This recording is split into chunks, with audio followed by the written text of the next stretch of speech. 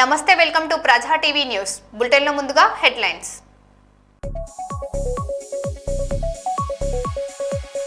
Drugs నిర్మూలనలో media కీలక పాత్ర పోషించాలి. గవర్నర్ శివప్రతాప్ శుక్లా.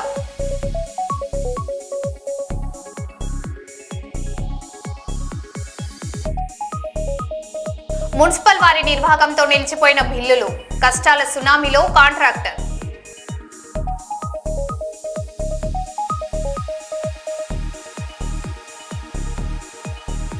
హన్మకొండలో 15 కోట్ల ఎక్స్ట్రాక్షన్ కుట్ర భగ్నం, 3 అరెస్ట్.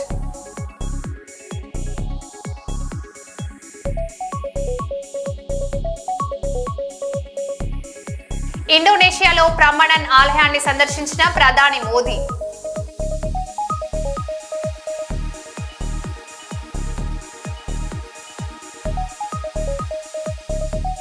దొరల బంగ్లాలో గుడంబ అమ్మకాలు అరికట్టాలి, బస్తీవాసుల డిమాండ్.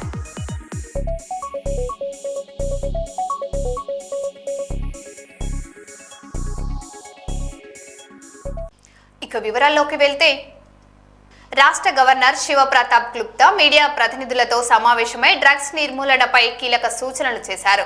మత్తు పదార్థాల నిర్మూలనను ప్రజా ఉద్యమంగా మార్చడంలో మీడియా కీలక పాత్ర పోషించాలని కోరారు. యువతలో అవగాహన పెంచే ప్రత్యేక కార్యక్రమాలు నిర్వహించాలని, ప్రతి గ్రామాన్ని మత్తు రహితంగా తీర్చిదిద్దే సందేశాన్ని ప్రజల్లోకి తీసుకెళ్లాలని సూచించారు. ప్రభుత్వం, ప్రజలు, మీడియా సమిష్టిగా కృషి చేసినప్పుడే డ్రగ్స్ రహిత తెలంగాణ లక్ష్యం సాధ్యమవుతుందని గవర్నర్ పేర్కొన్నారు.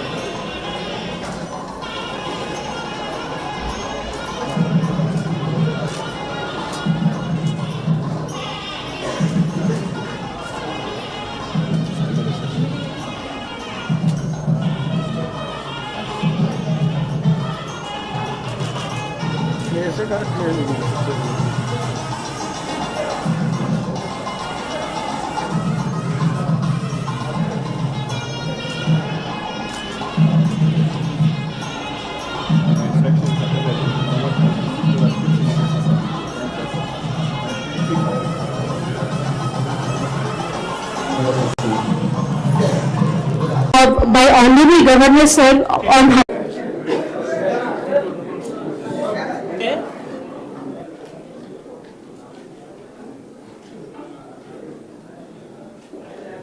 आज हम तेलंगाना सरकार के मंत्री से लक्ष्मण और डिप्टी चेयरमैन लेजिस्लेटिव काउंसिल बंदा प्रकाश के साथ सभी अधिकारियों के साथ नशा मुक्त भारत अभियान की शुरुआत इन दोनों जिलों से किया है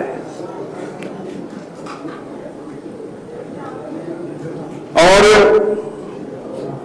हजारों विद्यार्थियों की एक रैली को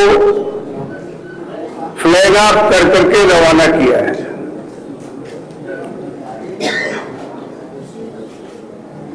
मेरा ये थीम होगा कि तेलंगाना को नशा मुक्त करने के लिए हम सबसे पहले अपने घर को नशा मुक्त करेंगे।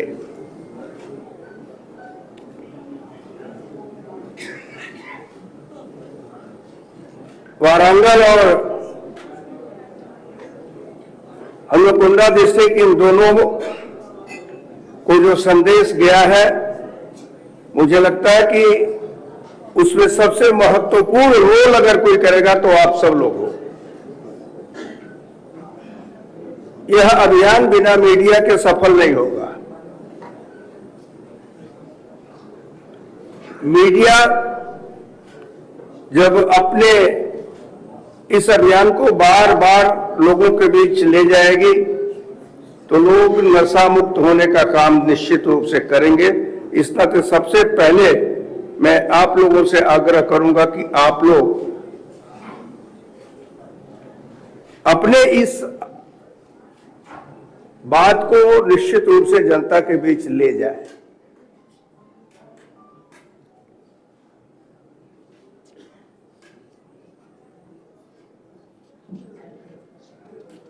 हमने उसमें टीबी मुक्त भारत का भी चर्चा किया है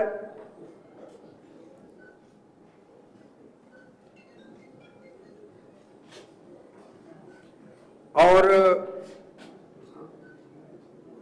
I appeal to all MLAs, MPs,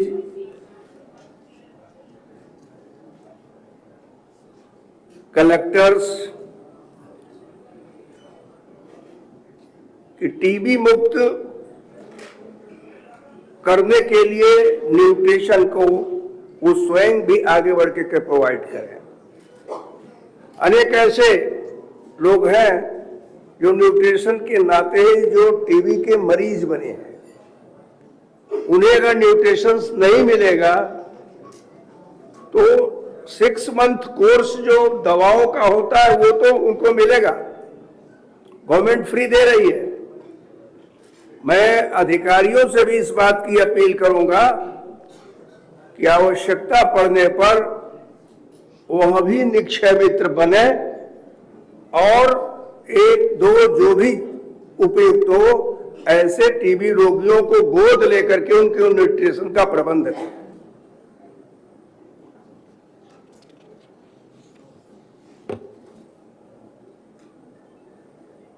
मैं जब आया हूं तो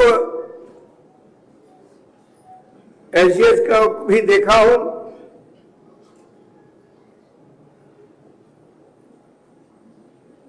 उसमें जरूर उनको मार्केट की उपलब्धता जिला प्रशासन मिलकर के कराने का काम करे, नहीं तो उनका परिश्रम अधिक होगा, लाभ कम होगा। इस नाते डिस्ट्रिक्ट एडमिनिस्ट्रेशन को इसके संदर्भ में विचार करने की आवश्यकता है।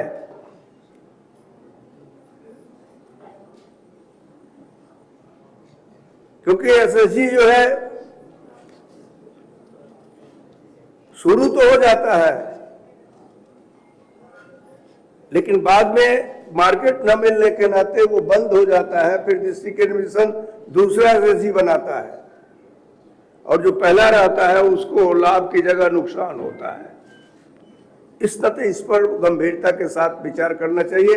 सेंट्रल गवर्नमेंट, स्टेट गवर्नमेंट इस पर काफी ध्यान दे रही है, लेकिन उसके बावजूद भी एडमिनिस्ट्रेशन को गंभीरता के साथ इसको लेने की जरूरत है और उसके लिए अगर आवश्यक हो तो इंडस्ट्री के लोगों से भी बात करनी चाहिए। కర్నూలు నగరంలోని ఎస్బీఏ సర్కిల్లో మాజీ ముఖ్యమంత్రి వైఎస్ రాజశేఖర రెడ్డి 77వ జయంతిని వైఎస్ఆర్సీపీ నాయకులు ఘనంగా నిర్వహించారు. అహ్మద్ అలీ ఖాన్ ఆధ్వర్యంలో వైఎస్ విగ్రహానికి పూలమాలలు వేసి నివాళులర్పించారు.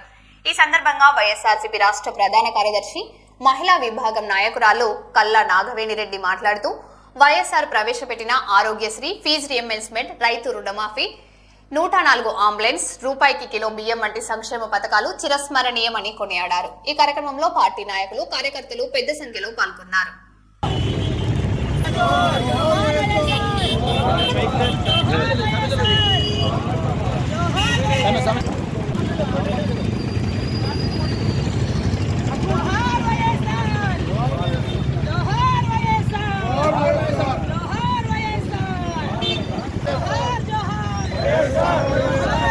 Okay.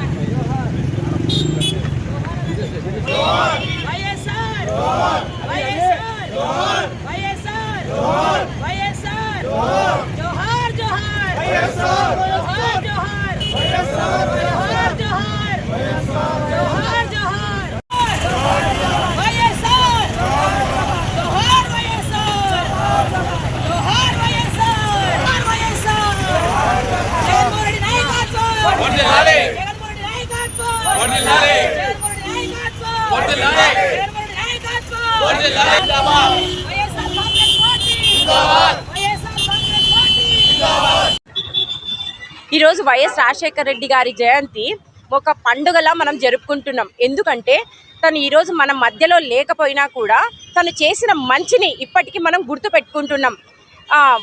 వైఎస్ రాజశేఖర రెడ్డి గారు ఫీజు రియంబర్స్మెంట్స్ అయితేనేమి, అండ్ రైతులకు ఉచిత విద్య, రైతులకి ఉచిత కరెంట్ అయితేనేమి, పేద ప్రజలకు ఉచిత విద్యనైతేనేమి, ఆరోగ్యశ్రీ, అంబులెన్స్ ఇలాంటివి మీరు చూసుకుంటూ వస్తే రైతులకి నీటి పథక ప్రాజెక్ట్స్ అయితేనేమి, ఇవన్నీ కూడా కేవలం మన వైఎస్ రాజశేఖర రెడ్డి ప్రభుత్వంలోనే జరిగినాయి. ఆ రోజు చేసిన మంచి ఇప్పటి వరకు కూడా జరుగుతూనే ఉన్నాయి. అదే జగనన్న ఇంకా 10 అడుగులు వేసి ప్రతి ఒక్క పేద విద్యార్థికి మనకి ఎడ్యుకేషన్ కానీ ప్రతి ఒక్కటి కూడా మహిళలకి కానీ ఎంతో సపోర్ట్గా నిలిచారు. అంటే మన జగనన్నకి ఒక మంచి గుర్తు ఇప్పటికీ వైఎస్ రాజశేఖర రెడ్డి గారిని గుర్తుండడం జగనన్నని కూడా ఒక మంచి గిఫ్ట్గా ఇచ్చారని అనుకుంటున్నాము మన ఏపీ రాష్ట్ర ప్రజలకి. ఈరోజు చాలా పండుగలా జరుపుకుంటున్నందుకు వైఎస్ రాజశేఖర రెడ్డి గారికి మరొకసారి మనం గుర్తు చేసుకుంటూ మనందరిలోనే ఉన్నాడు అనుకుంటూ మనస్ఫూర్తిగా మనం ఈరోజు హ్యాపీగా బర్త్డే విషెస్ చెప్పుకోవాలనుకుంటున్నాం. నా పేరు కల్లా Nagaveni Reddy, AP general secretary, YSRCP.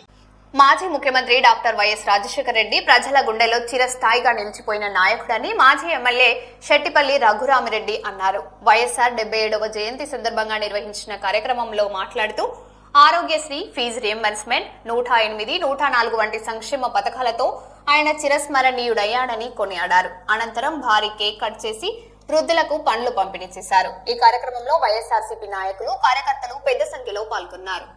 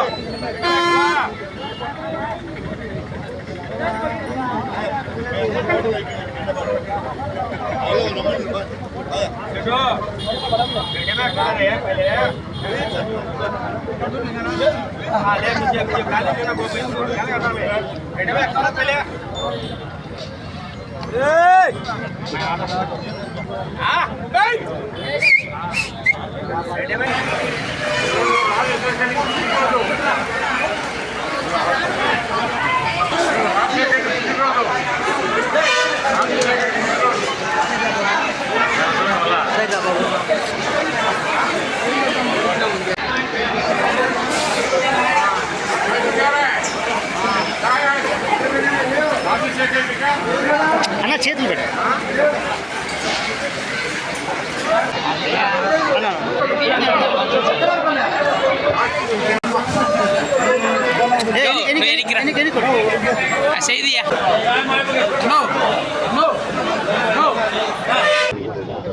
July 8వ తారీఖు అంటే ఆంధ్రప్రదేశ్లో, ఉమ్మడి ఆంధ్రప్రదేశ్లో, నాట్ ఇప్పుడు తెలంగాణ కలుపుకున్నట్టు ఆంధ్రప్రదేశ్లో రాజశేఖర్ రెడ్డి గారి యొక్క జన్మదిన ఫంక్షన్స్ ఈరోజు మొత్తం తెలంగాణలో కానివ్వండి, ఆంధ్రప్రదేశ్లో కానివ్వండి, అదే రకంగా మిగతా రాష్ట్రాలు కానివ్వండి, మిగతా దేశాలలో కూడా ఈ జయంతి వేడుకలను అక్కడక్కడ నిర్వహించుకుంటున్నారు. మరి ఈ రాష్ట్రానికి దాదాపు 18 మంది ముఖ్యమంత్రులు పరిపాలించారు. 18 మంది ముఖ్యమంత్రులు పరిపాలించారు. వారంతా కూడా ఈరోజు ఎక్సెప్ట్ రాజశేఖర్ రెడ్డి, మిగతా వాళ్ళంతా కూడా మాజీ ముఖ్యమంత్రులు మాత్రమే. వాళ్ళంతా మాజీ ముఖ్యమంత్రులు మాత్రమే. ఒక్క రాజశేఖర్ ఒక్కటే దివంగత ముఖ్యమంత్రి. ఈరోజు కూడా ఆయన దివంగత ముఖ్యమంత్రి, మాజీ ముఖ్యమంత్రి కాదు, అది గుర్తుపెట్టుకోవాలి. మరి అటువంటి నాయకుడు ఈరోజు దాదాపు 17 సంవత్సరాలు అయింది చనిపోయి. ఆయన బ్రతుకునింది ఇప్పుడు 77వ సంవత్సరం జయంతి. ఆయన బ్రతుకునింది కేవలం 60 సంవత్సరాలు మాత్రమే. 60 సంవత్సరాలు కూడా కేవలం 5.5 సంవత్సరం మాత్రమే ముఖ్యమంత్రిగా పనిచేశాడు. మరి ఈరోజు ఒక్క ఆంధ్రప్రదేశ్ రాష్ట్రంలోనే కాదు, భారతదేశంలో ఎన్నో విప్లవాత్మకమైనటువంటి నిర్ణయాలు తీసుకొని ప్రజలకు ఎంతో మేలు చేశాడు. ఇప్పటికి కూడా మనం మర్చిపోలేనటువంటి పథకాలు ఈరోజు ఉన్నాయి. ఎంతో ముఖ్యమంత్రులు సంవత్సరాలు చేశారు, 10 సంవత్సరాలు 12 సంవత్సరాలు చేసిన ముఖ్యమంత్రులు ఉన్నారు. కానీ ఏ ఒక్క పథకమైనా గుర్తుపెట్టుకునే పథకం ఒక ముఖ్యమంత్రి చేశాడా అని చెప్తున్నాను. ఈరోజు రాజశేఖర్ రెడ్డి గారు ముఖ్యమంత్రిగా ఉన్నప్పుడు చేసినటువంటి ప్రవేశపెట్టిన పథకాలు ఈరోజు మనం చూస్తున్నాం. మరి పేదలకు చదువు అర్హత ఉన్నట్టు చదువుకునేటువంటి ఇంటెలిజెన్స్ స్టూడెంట్స్ అందరికి కూడా పేదరికంతో మరి చదువులు మానేసి ఇంటికాడ వ్యవసాయం చేసుకునే పరిస్థితుల్లో ఫీజు రియంబర్స్మెంట్ పెట్టి లక్షలాది మంది విద్యార్థులకు విద్యను పెంచి ఈరోజు దేశ విదేశాల్లో మరి ఉద్యోగాలు చేసుకుంటున్నారంటే అది ఎవరి పుణ్యం? మరి అదే రకంగా మనం చూస్తున్నాం. ఆరోగ్యశ్రీ ఏదైనా పెద్ద జబ్బు వస్తే, హార్ట్ అటాక్ వచ్చే ఆపరేషన్ చేయడం లక్షలతో డబ్బు పడేది. మరి ఈరోజు అటువంటి లేకుండా ఆరోగ్యశ్రీ పథకం పెట్టి లక్షలాది మందిని ప్రాణదాత అయినటువంటి ఘనుడు ఒక్క మన వైఎస్ రాజశేఖర్ రెడ్డి గారు. మరి అన్నీ చూస్తున్నాం. మరి ఈరోజు 104 పోతున్నాయి, 108 ఉన్నాయి. ఎవరి పుణ్యం అది? ఆంధ్రప్రదేశ్లో మొట్టమొదటి పెట్టేటువంటి పథకాలు ఈరోజు మిగతా మహారాష్ట్రలో కానివ్వండి, కర్ణాటకలో కూడా 104, 108 వస్తున్నాయి. ఆంధ్రప్రదేశ్లో పెట్టిన తర్వాత మిగతా రాష్ట్రాలు కూడా పెట్టుకున్నాయి. అది అన్నిటికి మించి ఆయన చేసినటువంటి పథకాలు ఒక్కటే. ఆయన చేసినటువంటి రైతాంగం ఉన్నారు, రైతులు ఉన్నారు. మరి ఇంతకుముందు ప్రభుత్వాల్లో రైతులకు కరెంటు బిల్లు కట్టకపోతే వచ్చి ట్రాన్స్ఫార్మర్లు దించుతున్నారు, మీటర్లు కట్ చేస్తున్నారు. మరి అటువంటి పరిస్థితుల్లో రైతులకు అన్యాయం జరుగుతూ ఉండేది, రైతులకు గిట్టుబాటు ధర లేకుండా ఉండేది. అటువంటి పరిస్థితుల్లో రైతులకు ఉచిత విద్యుత్ ఇచ్చినటువంటి ఘనత భారతదేశంలో ఏకైక ముఖ్యమంత్రి ఒక్క రాజశేఖర్ రెడ్డి అని చెప్పేసి మనం చెప్తున్నాం. మరి అదే రకంగా చూస్తాం. ఆరోగ్యశ్రీ కింద ఫీజు రీయింబర్స్మెంట్, ఇదే కాకుండా జలయజ్ఞం పేరుతో బీడుబడినటువంటి రాయలసీమ ప్రాంతాలంతా కూడా మరి ఎస్ఆర్బీసీ కానివ్వండి, చిలగంగ కానివ్వండి, గాలేరు నగిరి కానివ్వండి, హంద్రీమ కానివ్వండి, ఎన్నో పథకాలు తీసుకొచ్చేసి మరి ఈరోజు రాయలసీమను సస్యశ్యామలంగా తీర్చిదిద్దినటువంటి ఘనుడు ఒక్క వైఎస్ రాజశేఖర రెడ్డి మాత్రమే అనేది గుర్తు చేసుకోవాలి. మరి అవన్నీ మనం చెప్పాల్సిన అవసరంలే. ఆయన చదివి 17 సంవత్సరాలు అయింది. అయినా కానీ ఇప్పటికి కూడా మరి ఆయన జయంతి వేడుకలను దేశమంతా కూడా చేసుకుంటున్నారంటే ఆయన చేసినటువంటి కార్యక్రమాలే అని చెప్పి మనం చూస్తున్నాం. మరి అదేవిధంగా మహిళలకు ఎన్నో పావుల వడ్డీకి ఇచ్చాడు, రైతులకు ఎన్నో రకాల సాయం చేశాడు. ఉచిత కరెంటు ఒకటే కాదు, గిట్టుబాటు ధర కానివ్వండి, ఎన్నో పథకాలు ఇచ్చాడు. మరి ఈరోజు ప్రభుత్వాలు ఉన్నాయి, ఆరోగ్యశ్రీ నీరు గారిపోయింది, ఫీజు రీయింబర్స్మెంట్ అడ్రస్ లేదు, 104, 108 మూల పడిపోయినాయి. ఎందుకంటే ఇవన్నీ కూడా సక్రమంగా జరుగుతాయినా రాజశేఖర్ రెడ్డి ఎప్పుడు వాళ్ళకి గుర్తొస్తుంటాడు. అందువల్ల ఏది ఏమైనా కానీ ఫీజు రీయింబర్స్మెంట్ పట్టిందంటే ఎవరికి గుర్తొస్తుంది? రాజశేఖర్ వస్తుంది. ఆరోగ్యశ్రీ కింద ఎవరికైనా ప్రాణాలు రక్షించినట్టు ఎవరి పేరు వస్తుంది? అందువల్ల రాజశేఖర్ రెడ్డి పేరు పోవాలనేసి ఈ ప్రభుత్వాలు ఎన్నో సంవత్సరాలు ముఖ్యమంత్రిగా ఉన్నారు. మరి ఏదైనా ఒక్క పథకం ఉందని పెట్టింది. మరి ఈరోజు చచ్చిపోయి 17 సంవత్సరాలు ఈరోజు గుర్తు పెట్టుకుంటామంటే దానికి కారణం ఏంటి? ఆయన చేసే పథకాలు, అది చేసిన మంచి పనులు ప్రజలు ఇప్పుడు మర్చిపోలేరు. ఎప్పుడు చిరస్మృతిగా ఉండేటువంటి నాయకుడే ఒక వైఎస్ రాజశేఖర్ రెడ్డిని గుర్తుపెట్టుకోవాలి. Thank you. కోసిగి పట్టణంలో దివంగత మాజీ ముఖ్యమంత్రి డాక్టర్ వైఎస్ రాజశేఖర్ రెడ్డి 77వ జయంతి వేడుకలను వైఎస్ఆర్సీపీ నాయకులు ఘనంగా నిర్వహించారు. ఎమ్మెల్యే బాలనాగిరెడ్డి ఆదేశాల మేరకు వైఎస్ విగ్రహానికి పాలాభిషేకం చేసి పూలమాలలు వేసి నివాళులర్పించారు. అనంతరం కేక్ కట్ చేసి మిఠాయిలు పంపిణీ చేశారు. వైఎస్ ప్రవేశపెట్టిన సంక్షేమ పథకాలు పేదలు, రైతులు, విద్యార్థులకు ఎంతో మేలు చేశాయని నాయకులు కొనియాడారు. ఈ కార్యక్రమంలో పార్టీ నాయకులు, కార్యకర్తలు, అభిమానులు పెద్ద సంఖ్యలో పాల్గొన్నారు.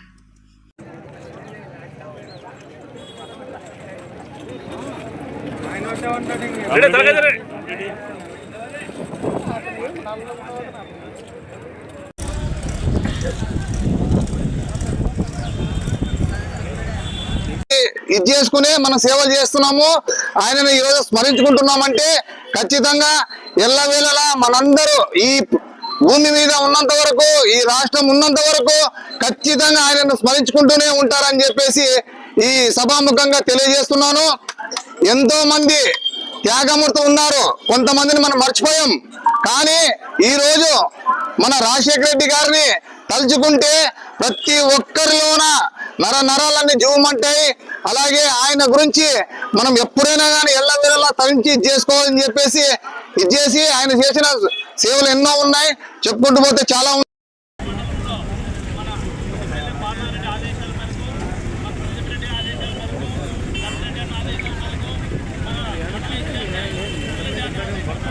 ఇండోనేషియా పర్యటనలో భాగంగా భారత ప్రధానమంత్రి నరేంద్ర మోదీ ప్రఖ్యాత ప్రభండన్ ఆలయాన్ని సందర్శించారు. ప్రపంచ వారసత్వ సంపదగా గుర్తింపు పొందిన ఈ చారిత్రాత్మక ఆలయ విశిష్టతను వీక్షించిన ప్రధాని ఆలయానికి సంబంధించిన అద్భుత దృశ్యాలను సోషల్ మీడియా వేదికగా పంచుకున్నారు. భారతదేశం, ఇండోనేషియా మధ్య ఉన్న శతాబ్దాల నాటి సాంస్కృతిక, ఆధ్యాత్మిక సంబంధాలకు ప్రభండన్ ఆలయం ప్రతీకగా నిలుస్తుంది. దీనికి సంబంధించిన మరిన్ని వివరాలు ఇప్పుడు చూద్దాం.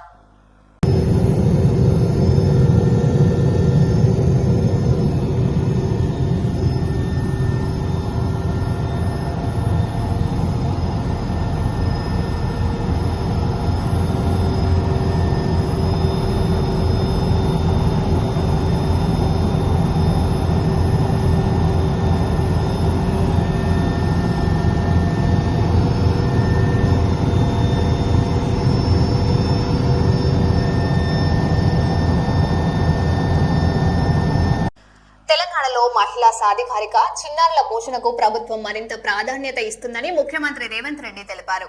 హైదరాబాద్ నాచారంలో బాలామృతం ప్లాంట్ ప్రారంభించిన సీఎం మహిళలు గర్భం దాల్చినప్పటి నుంచి చిన్నారులకు 6 ఏళ్ల వయసు వచ్చే వరకు బాలామృతం అందిస్తామని వెల్లడించారు. 2034 నాటికి 1 కోటి మంది మహిళలను కోటీశ్వరులుగా తీర్చిదిద్దడమే లక్ష్యమని సీఎం పేర్కొన్నారు.